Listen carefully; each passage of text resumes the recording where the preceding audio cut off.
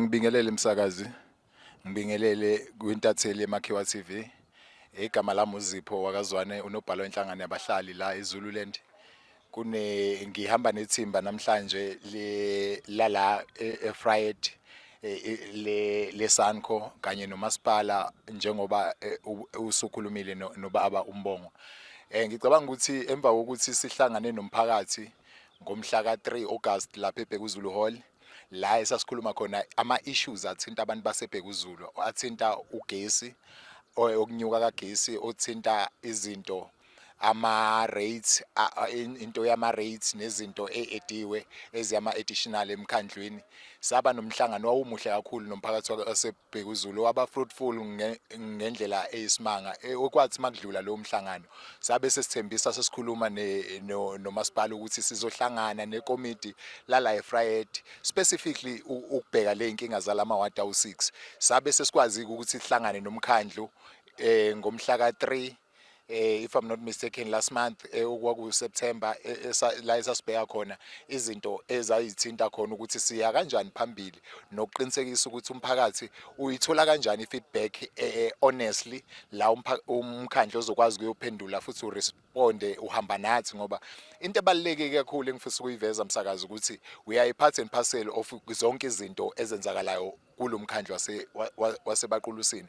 Umkhandlu owethu, okusho ukuthi umkhandlu njengoba kuwowethu sifisa ukuthi abantu bekwazi uku-owna umkhandlu, bazi futhi nezidingo ne-engagement ke esayithatha ukuthi sivumelane, ngoba sabona ukuthi uku-engage ku better than ukumasha ukuhambisa izikhalazo, ngoba leyo nto igcina ingenama respond. At least ngcono ukuthi toes to toes sisebenze nomasipala. Namhlanje ke siyenza usiyayihlola la esihamba khona nomkhandlu on the ground, sitshengisa umkhandlu ama-issues akhona. Njengoba sila Lakeside sesimtshengisile u-Apollo okhona lana, sesimtshengisile u-Apollo ongakhanyi ukuthi awukhanyi, bonke o-Apollo abakhona kunenkinga yo-Apollo abawu2. Emva kwalokho ama-V-drains abangela ukuthi la Lakeside igcine kunenkinga njalo makunemvula, kunemizi egcina ingena amanzi endlini.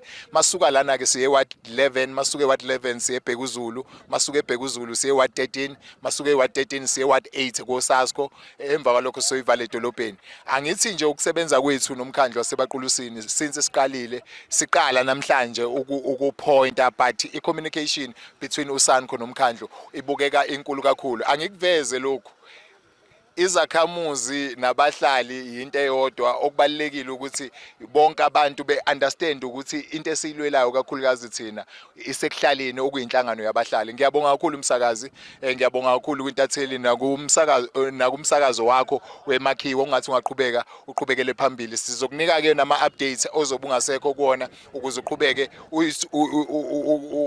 utshengisa abantu wonke umbukiso ezobe siwenza sinhlangano yabahlali. Siyabonga kakhulu kumphakathi waseBhekuzulu ngokusithemba, nanokuthi sibonile msakazi sengivala amamasha kade khona. Sifisa ukutshela abantu basemondla, abantu balaphana ko-coronation ukuthi siyakholelwa kulento engagement, ukuthi sizoza kubona sizame indlela eziyaphambili ukuthi siya kanjani, ngoba kunabantu abakhokhayo kodwa manje abagcina manje beyithola besenkingeni ngabantu abanjani abangakhokhi nabangawenzi ama-services kamasipala. Umasipala angeke ukwazi ukuthi usebenzeke ngaphandle nawo ukuthi uthole ini idinga ebantwini. But last sifisa ukuthi umasipala uqhubeke ube honest, sisebenze ngokuba honest, because here we are not politically but we are dealing exactly with izinto zomphakathi. Ngiyabonga msakazi.